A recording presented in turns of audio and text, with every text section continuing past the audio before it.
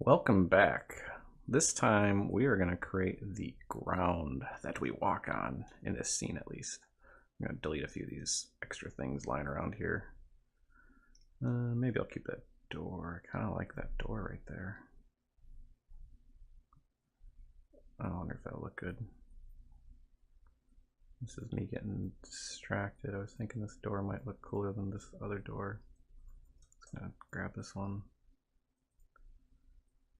I just had a little more information to it. Could be cool. It's pretty much the same size. We can put it into place just to test it. Because I remember I did use it as like a cutout piece.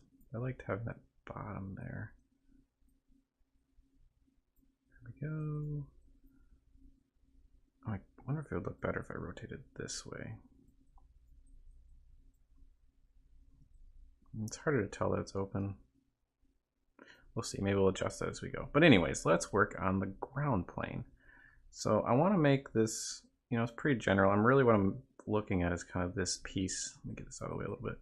I want to create this piece right here. I'm not going to really worry about stuff further back. Since I'm going to be painting it later, I can just paint that in really easily. And all I need is really like this big rock here, this rock, and this kind of front piece. So to start, I'm going to make just a regular quad here. So this plane. Just scale it out. Oh, and if you ever have this happen, see how it's like it's going out of my view distance? That's not because it's going behind this. Oh, maybe it is actually. I thought it wasn't going because it was going behind that, but I guess it is. I wonder if I can pull that back somehow. Maybe the reference image has finally become trouble. Okay, well anyways, let's have this here. Yeah, maybe let's delete this for a little bit. And I'm gonna pull it in the other way I showed before. We're gonna do image plane, import image, go to desktop, grab my weirdly named image, go into here. I'm actually just gonna put it over here in the distance just so I have a reference. And save again. Okay, so we've got this quad here, and first, I'm going to just kind of scale it up so it's nice and big. I don't need too much in the foreground really. Well, that's fine, like that. We'll just kind of scale it up so it's nice and big. And at this point, it might be a wise idea to like create a camera and kind of get this scene set up to the proper viewpoint here. But for right now, I'm actually just going to rough in the basics. So I've got this quad here, and I go in and I'm gonna start grabbing some pieces, some faces. I'm hitting B to turn soft selection on. I'm gonna make the brush a little bigger. Just holding B and sliding to the right. There we go. I'm gonna scale it up to be about where it hits the structure there. And I'm grabbing these other points and just gonna, maybe I'll just do a big selection like this. I'm basically just gonna lower them all down because we're kind of on a little bit of a hill here. I'm holding Control Shift to select multiples, even if I overlay them. Okay, there we go. And maybe we'll even grab this and lower this down a little bit, because you see there's a little bit of slope coming forwards to the camera. And there. Once we have a rough layout, this is where I might actually go in and set up my camera at this point. So what I'm going to do is I'm actually going to go here, tear off copy. And this is the copy of camera I made. So one thing to consider is my aspect ratio for my painting. I want to be like this size right here, which I believe that's 4:1. So 4 across this way. 4 widths of the height, if that makes sense. So we're actually going to go into camera settings, and I'm going to create, while I'm in this view here, because if I turn this right here, it's going to turn the other screen too. I don't want that. I want this to be its own. So I'm going to go in here, create camera from view. Now when I turn this one, it stays in its own view. Just like that. It's kind of perfect. I could actually, maybe I could even put that in there and use it as a reference. So we got that here, just sliding around. But I wanted to show you something I hadn't really thought about since I don't do too much rendering. But if you go to camera settings, or wait, where is it? Let's find this together here. Bookmarks. Nope, that's not it either. view sequence. Ah, yes, this is it. Camera settings, and what we want a film gate, but I'm actually going to do a resolution gate. And see how it made that resolution like that? That's just kind of, it's giving me a 940 by 960 by 540 resolution gate.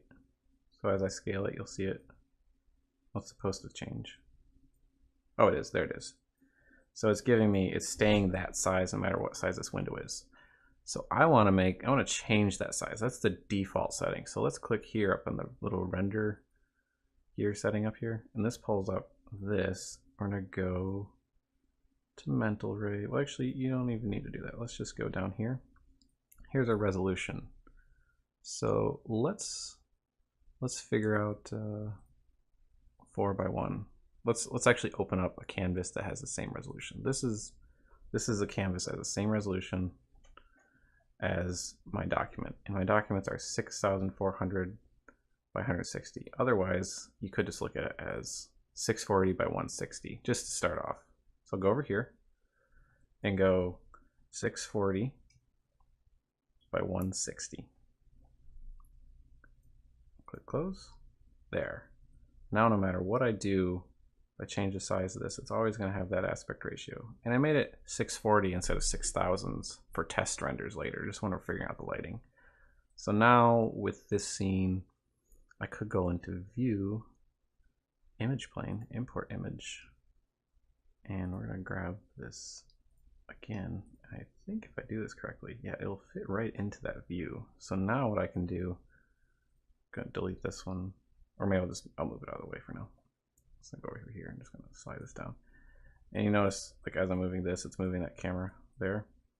Basically, what I'm going to try replicating, I wonder if I can go to wireframe. Yeah, so now I'm just going to take this house and try to replicate the aspect ratio that I did in my drawing. I might change it a little bit, but I think we can probably get it replicated pretty close. And if you want to do some minor tweaks and stuff, you can actually go in here, grab the camera. Let's test it. This is the camera. See, that's the camera I'm using. Actually, just, oops. I'm gonna hold J because I have not like a, there we go. See, now it's starting to, and I have to do this because I have, it kind of turns on a segmented notching for changing. See, when I grab it, it snaps. Yeah, snapping. There we go. A little bit of a brain fart there. Let's try this and then raising it up. That's a little too intense. It's close though. Zoom into the camera. I can't even see my brackets. I wonder if that's because oh, there we go, E. Hold J, and we're going to turn it a little bit. Bring it up a little bit. That's probably a little more accurate. Even though it's not quite matching everything, it's probably because I drew some stuff wrong. So we're actually going to go back into this. And there we go. So if I turn this back on to grid, we can see kind of some stuff that's not working. It looks like our ground in general is getting kind of in the way. If I turn this back into the normal view, you can see the ground's kind of getting in the way quite a bit. And it looks like it's the foreground, not the background. So that's right there. So it's really this ridge right here is getting away. So now that we have this, I'm going to move it off the screen for now because that's not really what we're focusing on. I'm going to go into this scene and I'm going to kind of fix this. So I'm actually going to grab these few areas here, kind of the center area, because that's where I want most of my detail. Just like that. And we're going to mesh, smooth. Just doubled our mesh there. So now we have much better selection to work with. I'm going to grab that, move it up a little bit. I'm going to grab some of these edges here. And I am still kind of looking at my reference point. That's kind of what's driving my, and I'll pull I guess I'll just leave it over here for now. I'll show you guys. So let's see. So that kind of, I can see here too, so that's sort of helpful. I want that lower here, but in the back I want it higher, right where the house hut thing is. Make my selection a little smaller. And this is pretty tedious, but this is kind of the sort of approach to get the basics down. It's hard to get that basic structure, but you see a lot of that's a little too rough. So I'm gonna grab this selection again and hit G, because the last thing I did was smooth selection. And I grab this area inside that selection. And oops, I'll make my brush a little bit bigger. There we go.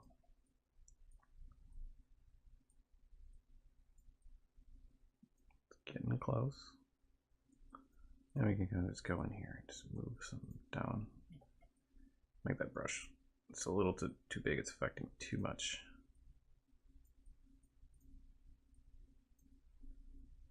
And there we go. Looks like the ground sort of slopes off back here in the drawing.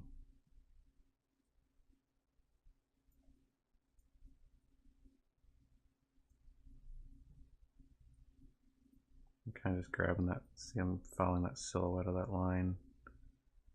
And up there.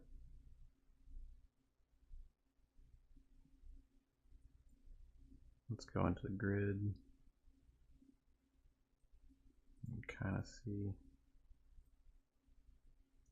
how that ground's kind of like that. Looks like we have kind of a dip going across this area. So I'm going to try replicating that a little bit. I'm just going to grab, I'm going to do Control Shift to kind of grab multiple pieces. Put this back into solid mode. Undo that really quick. Just lower that a bit. I might actually increase the detail again. Hit G again. I'm not too worried about this edge stuff over here. It doesn't matter too much. I don't really mind if this stuff is really messy, because I'm just, oops. Do want more detail up for the camera. Once you have some more detail like this too, you can actually use the Sculpt geometry tool. I'm gonna grab that really quick. And to get the Sculpt geometry tool, it is, let's find it together. I think this will be a helpful way for everyone to find this. There we go. So it's under Surfaces, Sculpt geometry tool, right down there. So just Control Shift and click that, and that'll bring you the shortcut. And then we click that, and it gives us the tools. And let's make sure we have this selected right.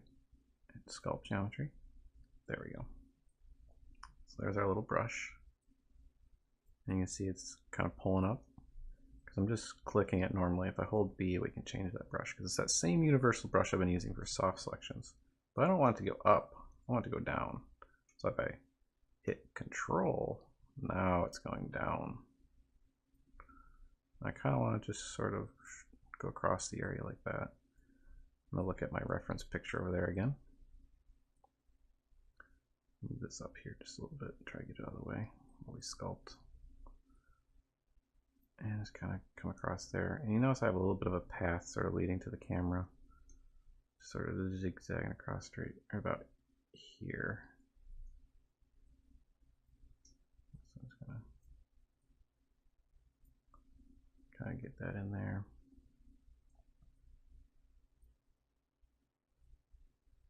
And now I'm just sort of adding some just general lines to the ground, to give it some visual interest. And I might actually go in here. We'll leave it for now. It's a pretty good generalized shape.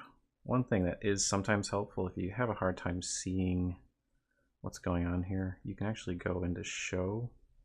We're going to unhighlight Selection. So now when I hit, so I go here and hit my sculpting brush, now I just see the geometry. That's a little easier to follow. This is kind of a fun way to get like a nice organic kind of look around a structure or something. This is kind of my general process I use. If you hold Shift, it'll do some smoothing, I believe. Yeah. Let's hit Control S to save that really quick. Oops, using the wrong one there. Just want to pull that up a little bit. That's okay. It's good to have some some happy mistakes, as Bob Ross would put it. Gives a little bit more character, honestly.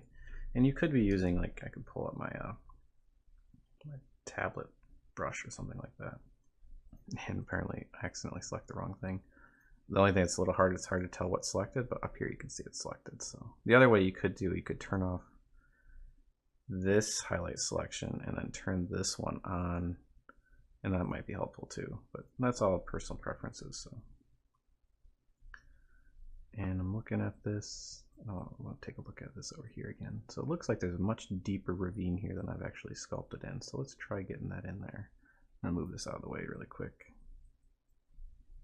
Make the brush a little bit bigger. I'm holding control, I'm just pulling this part. And then over here on the side, you can actually change the amount of displacement and opacity. And that should actually, yeah, see how it's much more intense now.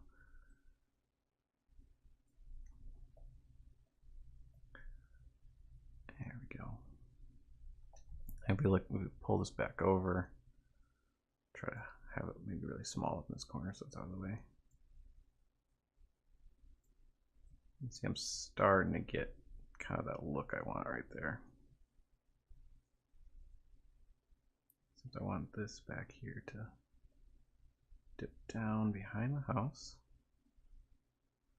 Now let's smooth this out. Let me make this a little bit bigger.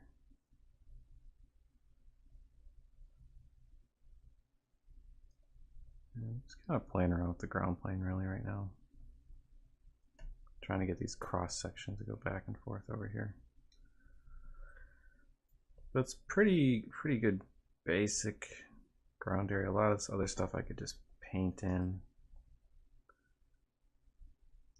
Really just exploring my composition. Some of this stuff that's off camera, I don't worry about it too much. Like, how does it actually look if it's off camera? Just as long as it's good enough for my reference, it'll be fine.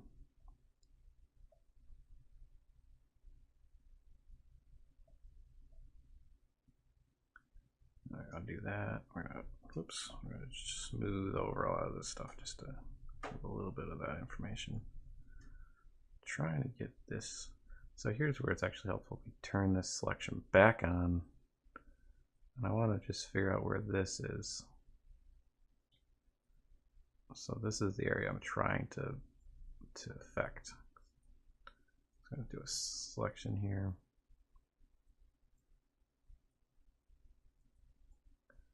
Maybe we'll just grab these areas here, make the brush a little smaller. The other bits are out of the camera, so I don't care about it too much. I just kind of want this plane to sort of disappear like that. I'll flatten it out a little bit.